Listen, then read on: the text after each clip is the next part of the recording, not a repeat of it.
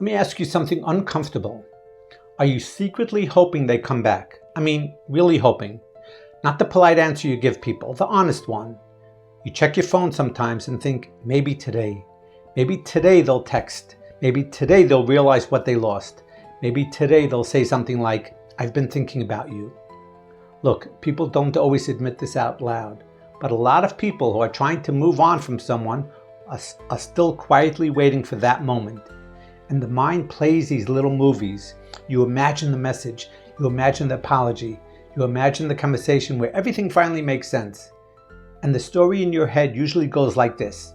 They come back, they explain everything, and finally the relationship becomes what it was supposed to be. Honestly, that's the fantasy.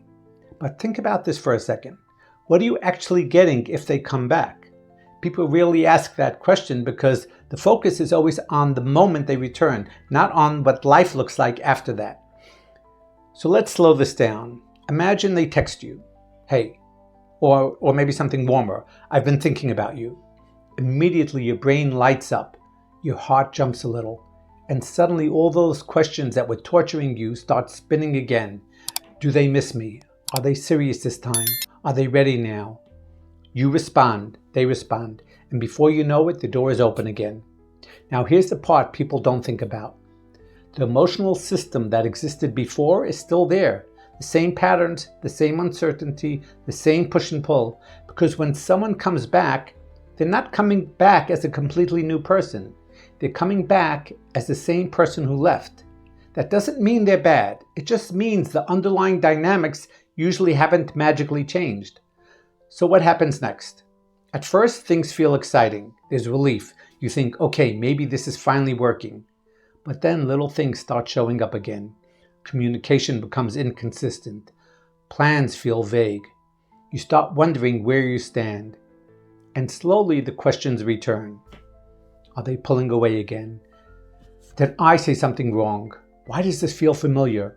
Look, this is the hard truth people rarely talk about. Sometimes when someone comes back, the pain doesn't end. It just gets stretched out longer. Because instead of grieving the relationship and moving forward, the emotional door stays open. You're still invested, still hoping, still trying to understand what's happening. Let me pause for a second. If you're watching this and thinking, that sounds exactly like what happened to me, you're not the only one. This is a very common cycle. If this resonates with you, like the video, follow the channel, subscribe, and share it with someone who might need to hear it, because a lot of people are quietly stuck in this exact situation. Now, let's talk about the psychology behind it. When someone leaves a relationship, the brain doesn't just lose the person, it loses the future it imagined, all the plans, all the possibilities, all the what could have been.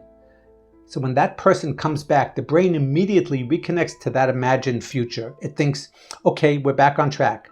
But the reality is often much more complicated because the issues that caused the distance before are usually still there. And when they resurface, the emotional roller coaster starts again. High hopes, then confusion, then anxiety, then distance, then hope again, and the cycle repeats. Now, here's something important. Hoping they come back is completely human. Of course people hope for that. Attachment doesn't disappear overnight. But it's worth asking yourself one honest question. If they came back tomorrow, would the relationship actually be different?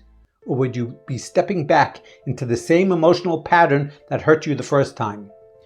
That's the question people avoid because it's uncomfortable. It forces you to look at the relationship more realistically. Sometimes closure isn't the moment when someone returns. Sometimes closure is when you start realizing that the life you're hoping for with them might never actually exist. And that realization, as hard as it is, often becomes the beginning of real peace.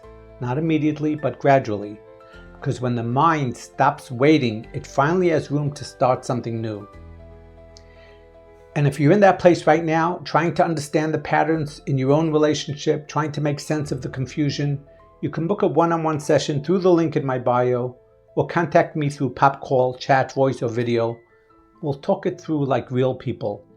No lectures, just clarity. All right, talk soon.